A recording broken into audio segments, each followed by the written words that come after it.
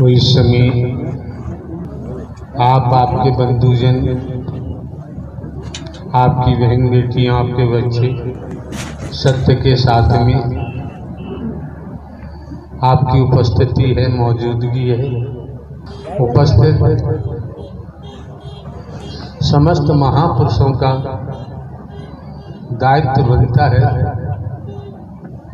एक एक शब्द को मन लगाकर श्रवण करें, ठीक से सुने।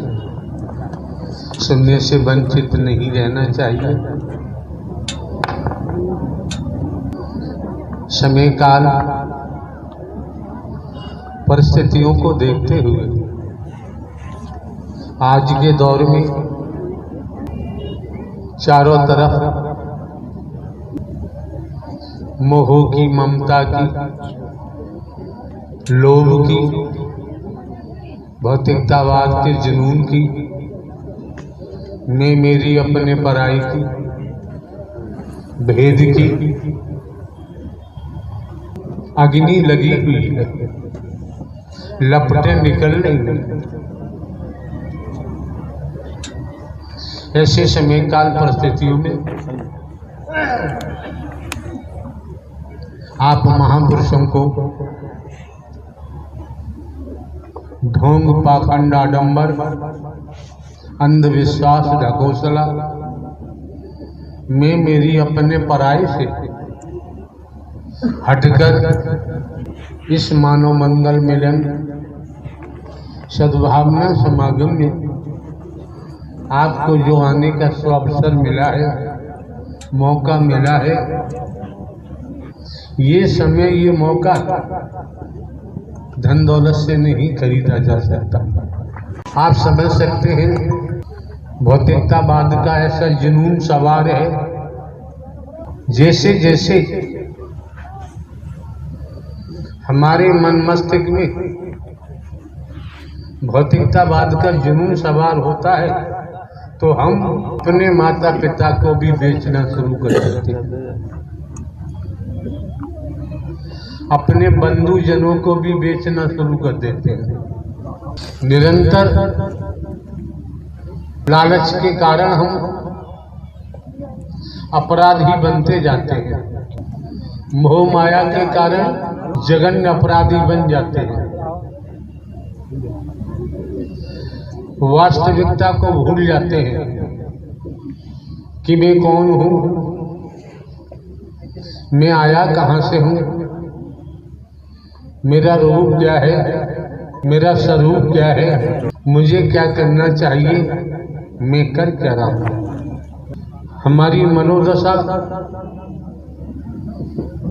संसार के मोह माया में फंसकर विस्मृति को हम प्राप्त हो जाते हैं। जो नर नारी का चोला मिला है, जिस उद्देश्य को लेकर इस भूलोक में आई है, उसे भूल जाते हैं। ऐसे मान के चलो, हम कहीं भी जाते हैं, भाषण देने नहीं जाते हैं, स्पीच देने नहीं जाते हैं, हम प्रवचन भी नहीं करते हैं। कोई बात आपको अच्छी लगे, आपकी हितकारी हो, आपके जीवन के लिए कल्याणकारी हो, आनंददायी हो, तो जरूर ग्रहण करना। वैसे अनर्गल हम कोई बात कहते ही नहीं। अनर्गल बात कहने का ये स्थल नहीं है, ये मंच नहीं है। कौन क्या कहता है, कौन क्या नहीं कहता है, इस विषय में भी फंसने की जरूरत नहीं है। तनिक समझ लें, संचित कर्म प्रारब्ध कर्म से ही जीव गर्म में जाता है। समझे?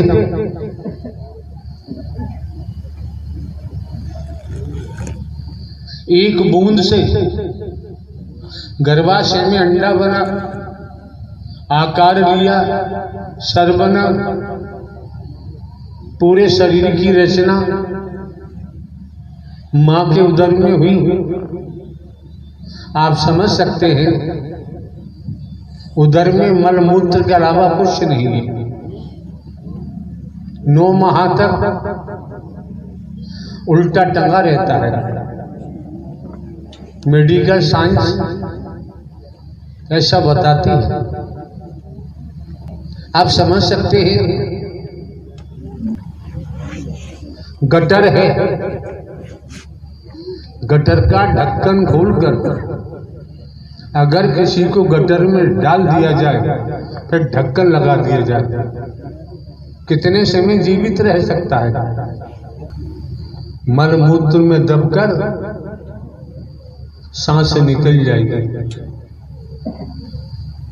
सिस्टम देखिए, नारायण हरि परमात्मा विधाता का विधान देखिए। 9 माह का समय मां के उदर में शिशु कैसे काटता है? रोरक नर्क होता है। जन्म मरण वेदों, शास्त्रों, पुराणों, धर्म ग्रंथों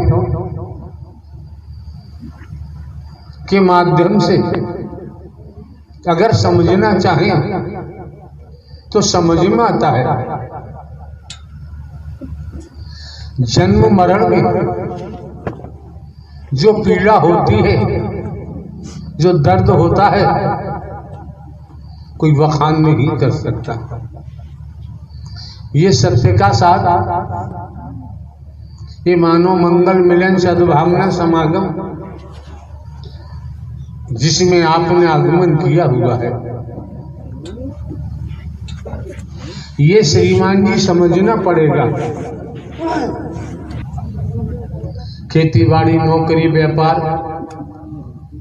आदि से अवकाश लेकर धूप ताप में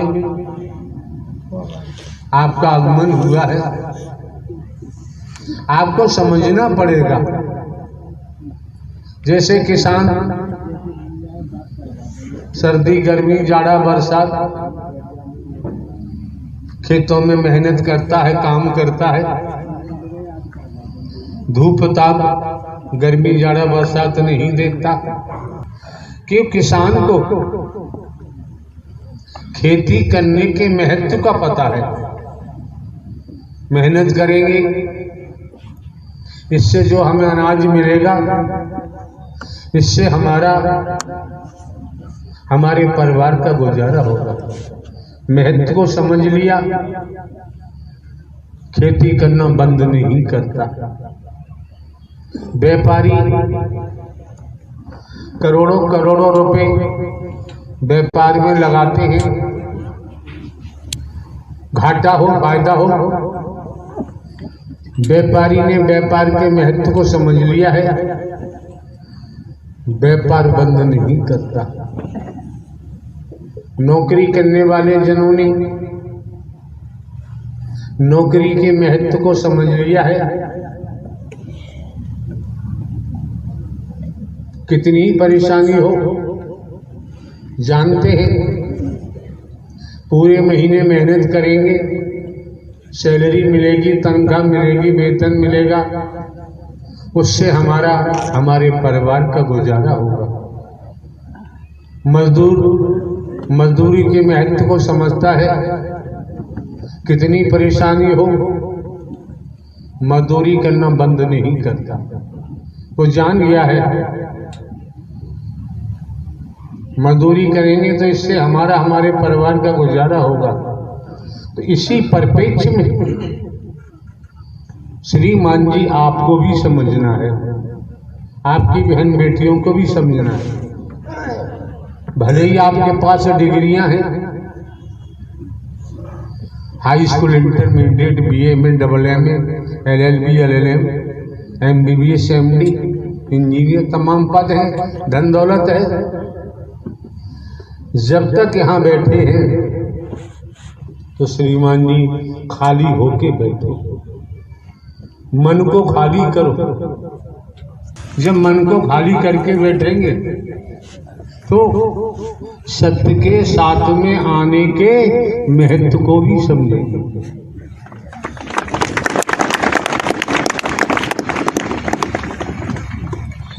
अगर श्रीमान जी महत्व नहीं समझा तो जीवन नाहक बर्बाद हो जाएगा। जिस लिए नारी का शरीर मिला है निर्थक साबित होगा। संसार में तो हर समय परपंच चलते रहते हैं। परपंच रचने वालों की कोई कमी नहीं होती। जिसे परिवार कहते हैं, परिवार में भी परपंच होते हैं। जलन बैर भाव रोम रोम में बसा हुआ होता है, लेकिन यहाँ लागू किया है नारायण हरि परमात्मा ने, मानव धर्म सत्य था, है और रहेगा। मानवता भाईचारा, अनेकता में एकता, मानव मानव को गले लगाना, मानव मानव से प्रेम करना, टूटी हुई मानवता को जोड़ना, बिखरी हुई मानवता को इकट्ठा करना, मानवीय गुणों को पैदा कराते हुए सत्य के मार्ग पर अग्रसारित कर दे। वही आपको जानकारी दी गई है। जीवन यापन के लिए स्पष्ट कर दिया, मानवीय समाज चाहिए। मानवीय समाज में ही हम भली भांति सकारात्मक सांस ले सकते हैं। अगर हम भौतिकतावाद के जुनून में बह गए, मैं मेरी में अगर हमारा बहाव हो गया, भेद में बहाव हो गया, तो जीवन बर्बाद हो जाएगा। असार में चले जाएंगे। जो जीवन मिला है सार तत्व की तरफ जाने के लिए, तो असार में जाएंगे, जीवन बर्बाद होगा। और ब्रह्मांड में सार हरि परमात्मा के अलावा न सार कोई था, न है और न ही होगा। भली बात जानते हैं। राजा रहे न रंग, बली रहे न औलिया, संतरी रहे न मंत्री, अधिकारी रहे न कर्मचारी, जो आया है सो जाएगा, राजा रंग फकीर। हम आपको किस्सा भी सुना सकते हैं, भले ही हमने कभी स्वाध्याय नहीं किया है, कोई अध्ययन हम नहीं करते हैं। जैसे हैं वैसे ही आपके सम्मुख एक घरकारा चौकीदार बनकर आते हैं। आने वाले महापुरुषों के आत्मा देव का दर्शन भी हम करते हैं। हम आपके ऊपरी आवरण को नहीं देखते। ऊपरी आवरण देखना हमारा काम नहीं है। इस संसार का प्रचलन है, दुनिया का सिस्टम है, कौन किस रूप में क्या करता है, हर किसी का अपना अपना कर्म होता है।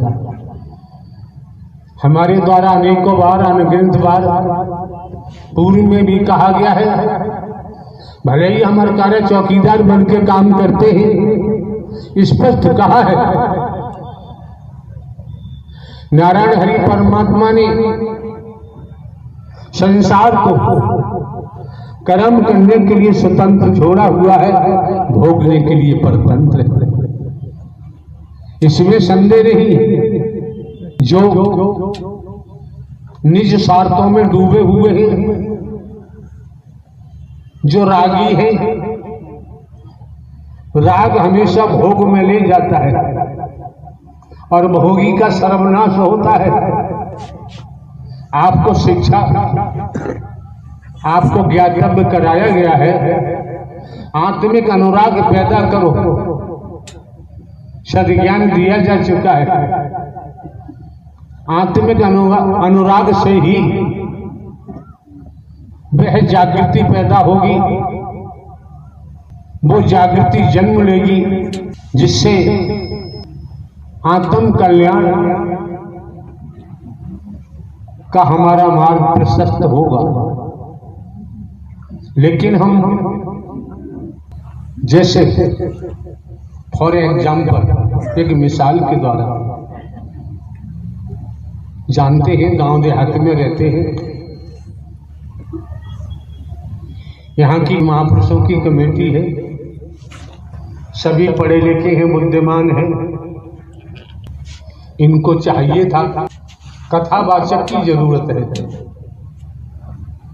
इतने मिशन संस्था पंथ है, इतने गुरुजी हैं, सदगुरुजी हैं, शिव पुराण की कथा कहें,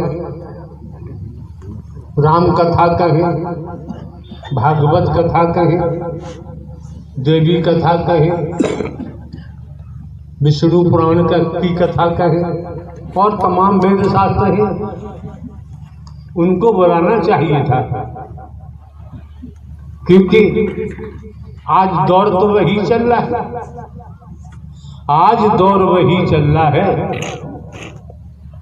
आकाश से टूटकर अगर कोई तारा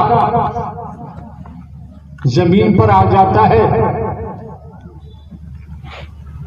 इस वसुंधरा पे आके गिरता है, उस तारे को समझना किसी के बस की बात नहीं। वो तारा ही अवगत कराता है, वो तारा ही जानकारी देता है, वो तारा ही सद्ज्ञान देता है, स्वयं के बारे में बताता है, आपके बारे में बताता है, आपके संबंध की जानकारी देता है, अपने विराट स्वरूप की भी जानकारी देता है। लेकिन हम उसके शब्दों को समझना नहीं चाहते, उसकी बातों को पकड़ना नहीं चाहते। क्यों? हम मिथ्या नस्र में इतने डूबे हुए हैं, आसार में हम इतने लवलीन हो चुके हैं, हम स्वयं को ही भूल गए। हम स्वयं को हिंदू, मुस्लिम, सिख, ईसाई समझने लगे, स्वयं को हम ब्राह्मण, क्षत्रिय, वैश्य, शूद्र समझने लगे, स्वयं को हम नर नारी समझने लगे। ये बहुत बड़ी भ्रांति है, बहुत बड़ा भ्रम है। जो तारा आकाश से आया वो भ्रम को भी हटाता है। मोह माया में इतना दबा हुआ है, मोह माया में इतना लवलीन है,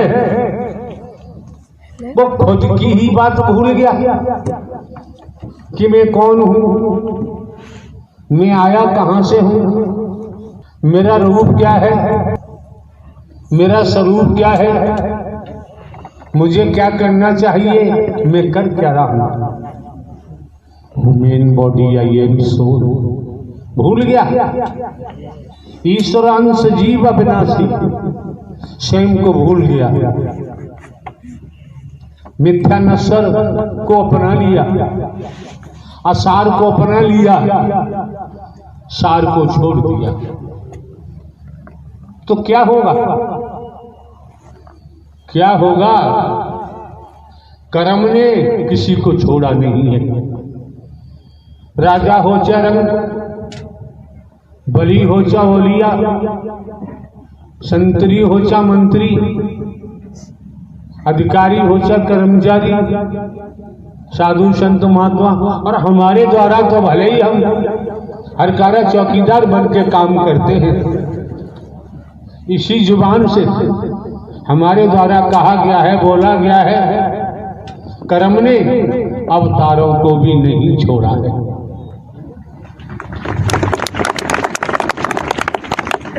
वैदिक काल का इतिहास उठा के देखो, कर्म ने जिन्हें शंकर ब्रह्मा विष्णु राम श्री कृष्ण कहते हैं, देवी दुर्गा हनुमान जी कहते हैं, काल भैरव कहते हैं, इनको भी नहीं छोड़ा। हमें अपनी औकात देखनी चाहिए। हम तो एक जीव है, जीव मायाबद्ध है, जीव मायाबद्ध है, नारायण हरि परमात्मा मायाधीश है। पूरा ब्रह्मांड त्रिगुणी माया में डूबा पड़ा है, त्रिगुणी माया से बना हुआ है। जब जीवों की दुर्दशा देखकर, जीवों के क्रियाकलाप देखकर, समय काल परिस्थितियों के आधार पर परम सत्ता सुप्रीम अथॉरिटी, अलग निरंजन, अलग पुरुष जब धराधाम पर अपना प्राकट्य करते हैं, क्या होता है? जिनके अंदर भक्ति भावना है वो सुनते भी हैं और दीदार भी करते हैं, बाकी के पल्ले कुछ भी नहीं पड़ता। आप लोग जहां भी आयोजन होता है, समय काल परिस्थितियों को देखें। कार्यकर्ता कमेटी से सौभाग्यशाली लोग हैं, किस्मत वाले हैं। संत गोस्वामी तुलसीदास जी ने रामायण में क्या बोला है, क्या लिखा है, क्या अंकन किया। संत गोस्वामी तुलसीदास ने रामायण में अंकन किया है, संत समागम हरि कथा। गोस्वामी तुलसीदास जी तो राम जी के अनुयायी थे, हरि का नाम क्यों ले रहे हैं, हरि का जिक्र क्यों कर रहे हैं? आप लोगों ने आज तक समझने का प्रयास किया? हमने आपको, हम भले ही हरकारा चौकीदार बन के काम करते हैं, हमने आज तक किसी को लकीर का फकीर नहीं बनाया है। हमने आपको जीवित परमात्मा दिया है, जिंदा परमात्मा दिया है। बात गुरु की होती है, हमने आपको परम सदगुरु हरि परमात्मा ही तो आपका मार्गदर्शन करते हैं। उसके बावजूद भी अगर आप लोग उल्टे रास्ते जाएंगे, अपने कर्म से ही गिर जाएंगे, अपने विचारों से गिर जाएंगे, कुछ भी करो, नारायण साकार हरि का विधान है, विधाता का विधान है, करनी का भोग तो भोगना ही पड़ेगा। बचाव संभव नहीं होता है। मौके बार बार नहीं मिलते हैं, समय बार बार प्राप्त नहीं होता है। भली भांति जानते हो